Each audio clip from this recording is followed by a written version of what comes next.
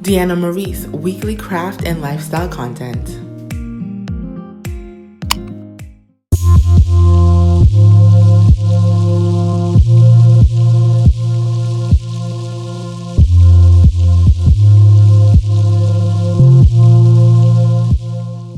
Hey y'all, it's Deanna. Today I have a watch me work video for a graduation setup that I did recently.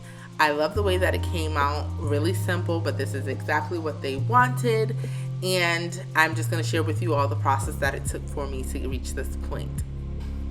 Well, day of setup. So we went with these rectangle tables because this is actually at a church building in their fellowship hall. So these are the tables that they have there, and we use 6 chairs to each table, along with these white linens here that we use on all of the tables with these blue satin runners. Satin runners are a great way to add a pop of color without overdoing it, and an easy and inexpensive way at that. So here I'm actually working on the candy bar. They wanted a very simple candy bar, but one that still was, cute. So they only wanted a few items on there.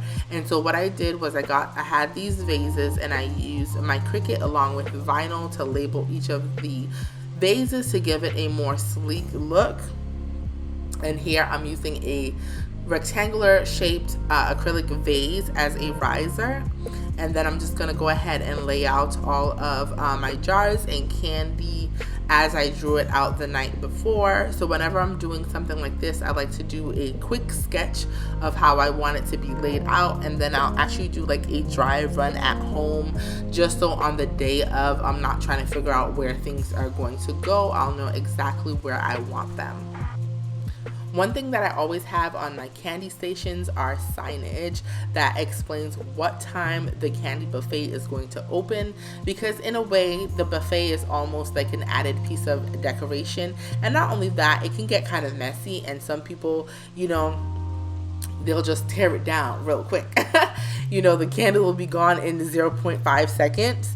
So I definitely like to put a sign up saying what time it's going to be open, and if there's any limits, which typically I don't put limits, but if there are limits, you might want to put that there because some people are not considerate. And if I'm doing like a larger party, sometimes I'll have a person kind of monitor the candy bar just to make sure that everyone gets a little bit to take home. Now I'm working on my vinyl step and repeat that I created custom. I love making these for my events because they are always kind of that one thing that adds to the event, kind of like the final touch, the icing on the cake that people love, because people love to gather around and take pictures and create memories. This is a custom banner backdrop, so if you guys are interested, just let me know. If some of you guys don't know, I do have an Etsy shop where I create custom work as well as digital download printables for parties and SVG files for crickets and silhouettes and die cut machines. Here I'm just blowing up my balloon arch to kind of hang at the top of this banner. And y'all, if you guys do not have this balloon air blower thing from Amazon, I don't know exactly what it's called, and you guys make arches, you need to get it. Even if you don't make arches all the time, if you're a parent and you have birthday parties, trust me, you need to get one. They're only like $20 and they are amazing.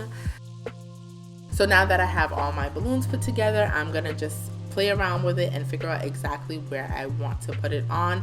I do attach my garland using zip ties.